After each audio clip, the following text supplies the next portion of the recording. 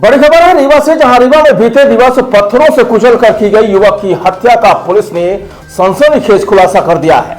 आरोपी ने महज 1400 रुपयों की खातिर नृशंस हत्या की वारदात को अंजाम दिया था, जिसमें आरोपी ने बीच सड़क पर हत्या करने के बाद मृतक की पहचान को मिटाने उसके सिर को पत्थरों से कुचल दिया था।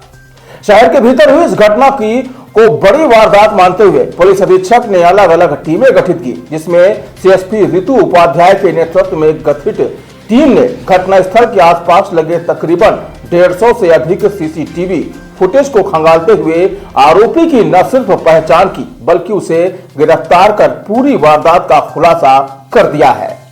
दरअसल मामले का खुलासा आज पुलिस अधीक्षक विवेक सिंह ने किया है। एसपी के मुताबिक बीते दिवस शहर के सिविल लाइन थाना क्षेत्र स्थित ट्रांसपोर्ट नगर में अरविंद कुमार पटेल नामक शख्स की पत्थरों से कुचलकर हत्या कर दी गई थी।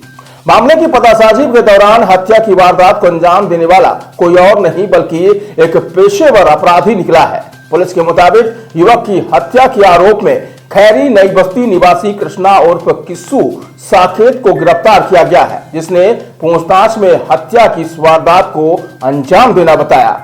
पुलिस की माने तो आरोपी ने महज 1400 रुपयों के लिए युवक की हत्या कर दी थी, जिसने बीच सड़क में युवक की पीट कर हत्या करने के बाद उसकी पहचान छिपाने के लिए सर को पत्थरों से कुचल दिया था। फिलहाल इस पूरी वारदात का पुलिस ने खुलासा कर दिया है। ये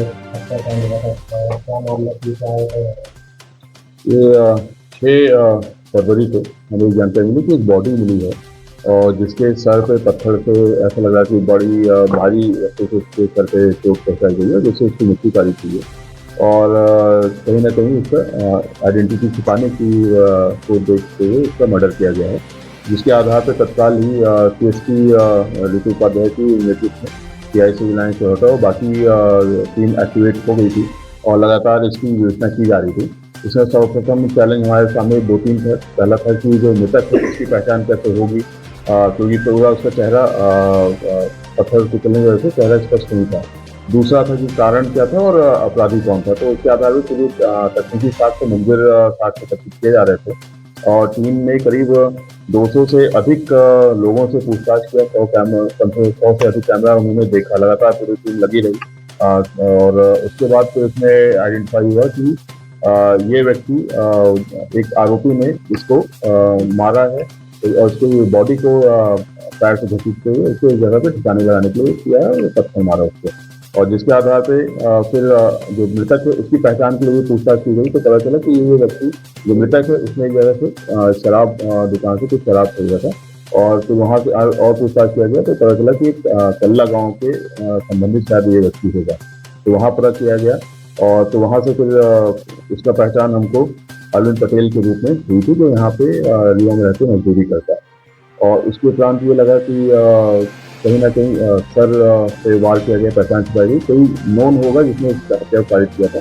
तो इस आधार पर पूछताछ की गई, पूरे गाँव से पूछताछ किया कि कहीं इसकी किसी दुश्मनी हुई, तो वो भी नहीं निकल के आ रहा था।